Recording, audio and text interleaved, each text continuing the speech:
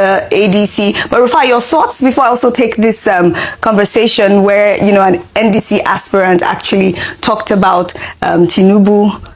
I just want to say something. If the ADC was so bold to have done what the NDC did over this weekend, probably Obi would not have gone. You see, let's stop deceiving ourselves. Yes, there's no written rule. And I'm saying this because I see people now pushing another propaganda and agenda now. That since the return to democracy, the South has ruled more than the North. That is the turn of the North. We are talking about a prevailing convention. This was the same thing that made Wike fall at loggerheads with Atiku. One expected the ADC to have taken a decision that power should come to the South. I mean, in 2031, nobody goes around saying, oh, they don't know it's the convention of the North to be able to come. Let's call a spade a spade. Yeah, people can go back and say, oh, it was the North Stone that Jonathan used and all of that. Valid argument. But was it right? I keep asking these people that after 8 years of Buhari, power should now go back to the North again. That was not right in 2023 now. It was not right. And that's why when we say power should come to the South, what is the group that have not been fairly treated in all of this? Is the people from the Southeast. And that's why we are saying a Southeast presidency is also a needed conversation. That's just it, pure and simple. So the NDC has done it. Now, we will now press their neck to give us manifesto and tell us things they will do for Nigeria. Secondly, most importantly, Oji, the NDC now need to go and fix that court case of Ado. Because that might be another albatross. Now, I was seeing a story that said, as I said, he has collected the CTC of how the registration was done. They are definitely go at loggerheads. The question is, can the NDC speak to Ado about it? Because of the belief that in 2027, they are going to write the results of election. Nothing else. I mean, it's an absurdity that people will see a sinking house and they are running into it for shelter. Well, which one is the sinking house? APC, obviously. Why is it a sinking house? The World Bank report made it clear that Nigerians are going to be poorer till 2027. Have you asked yourself why they stop at 2027? Because they know that this country is a blessed country. On the day they have very good leader, poverty will dry up. So they have given up on Tinubu's regime, that it's a government that will afflict Nigerians with hunger and hardship until it ends. The millions who voted Tinubu think he's the best leader. Well, the millions you're talking about, is it the million that was written? Or the million that came from where? Well, the election result was it written? Have you seen the polling unit by polling unit results from INEC for the 2023 presidential election? If you have seen, show me. That's what the law says in section 62(2)(3) of the Electoral Act.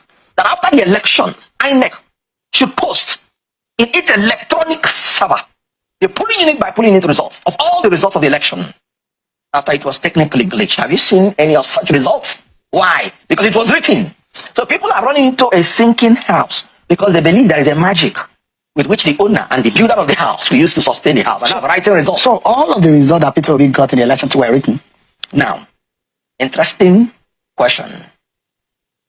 We had 18,008 polling units that we showed from the IRA portal where results we are not posted at all.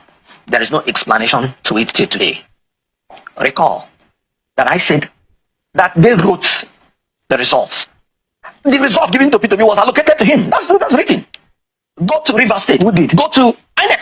Go to River State. But the court says otherwise. No, the court is not telling you they wrote or they did not write. The court is telling you you did not produce the evidence to show substantial evidence that even if you bring the ones they wrote, that it could change the system. Where will you bring the evidence? When INEC, the only institution that is in custody of such document, refused to bring it out. We were in the court. We subpoenaed them many times. On what basis did they, according to you, did they allocate the result of Peter Obi having over 90-something% of the vote in some part of the Southeast, and it has overwhelming result beating the incumbent, the president at the moment, who is also from Lagos State? He beat him very well in his own state of Lagos. According to is that also part of the plan? According to the PDP spokesperson in Lagos, he said we won by almost 1 million votes, not by level, in Lagos. So the mere fact that they reduced it to 10,000 difference tells you it was still written. Where is the polling unit by polling unit results of Lagos State election? And the law is that it will be unmutilated.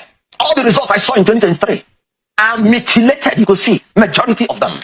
So it is either you are allocating somebody's result or you're removing some result from his own. What were your agents looking at when this was going on?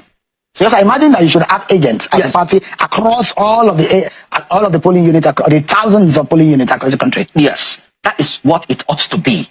And even the Electoral Act recognizes that all the parties will not have the resources to have the agents in all the polling units. And that's why the law always uses the word may. Why do you need an agent if you're operating under an INEC that is not corrupt and that will not manipulate the results? It's not the duty of political parties to organize elections. INEC took 400 billion naira to organize election in Nigeria and came out with no results known to any human being. So you started this conversation by saying the only reason why those who are defecting or moving to the APC are going is to guarantee that the elections will be written in their favor. 2027. I mean, in 1999, PDP trained itself to be only the ruling party, and they forecasted they were going to rule for 60 years. So the leadership being terminated within 16 years took them unawares and did not prepare them for the onerous task of being an opposition party.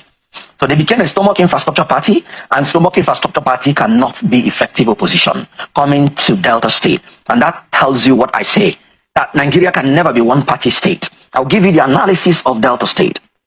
Recall that Senator Ned Nwoko said the only reason he wanted to go to APC is because he has a lousy governor who does not know his left from his right and who has broken all the agreements that they had. And then he said he would want to move to APC, where the light is shining. Recall, there is one Omar Agege who loves to be the governor of Delta State and who has been grooming the APC and welcoming people into their fold.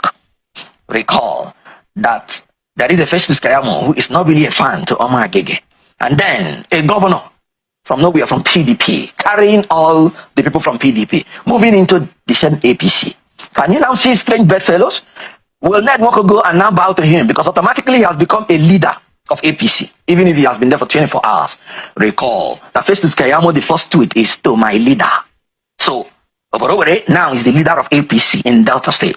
Will Ned Nwoko now go with his heart to go and bow and fall for him so that in the next election, the governor will support his senatorial ambition? Will Omar Agege pocket his gubernatorial ambition because another leader has come in and may be given the right of first refusal?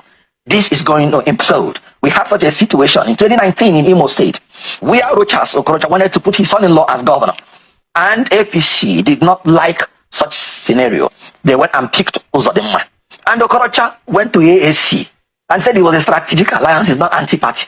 And in the gubernatorial election, he was not supporting his party, he was supporting AAC. That made PDP to win at the first round before the judicial intervention. So you will expect that APC will implode, that is for sure. You will hear the rumor. Of course, before you hear wars, you hear rumors of wars. Today, it is about rumors of wars. Tomorrow, it will be wars. APC government spent $3.5 billion to renovate our refineries. Up till today, one single dangbana fuel no drop from the refinery. Up till today, my people. Now, they now call this NNPC, say, let us probe you. When they open their books, they find out that 210 trillion is unaccounted for, is missing. That means it's missing. Come and talk. Nobody dey jail. Nobody dey prison. Nobody dey EFCC custody. Nobody dey ICPC custody. Nobody dey DSS custody. Federal government can't look so they say, this thing we don't spend, no result, and we cannot arrest the people because they are bigger than government, or either they are all chopping the money. Now, they now decided to give those two refineries now to Chinese government, to Chinese company. The terms and conditions, we are still waiting to know. But my question is simple. Where is our 210 trillion naira? Because if they give each of us in Nigeria 10 million naira, there will still be change from this 210 trillion. What happened to the money? Why didn't we wait and probe them first before Ori now passing the wala to Chinese people? The 3.5 billion that was spent on the renovation, dollars, where's the renovation? Where are the people in charge? How come they are not talking? How come Nigeria is in the dark? The way they push this country, they don't milk us. They don't milk us to the level where even as we they breathe, now God they save us. 210 trillion. You yourself calculate it and give 220 million Nigeria out of it. You will see that many will get 10 million. Where's the money up to today? Why are people not in jail? Why is the probe secret? Why are we not talking about it? Why the Ori to not give it to Chinese company? Okay, it's good decision, giving it to Chinese company. What about the money spent? What about the people that are there? How come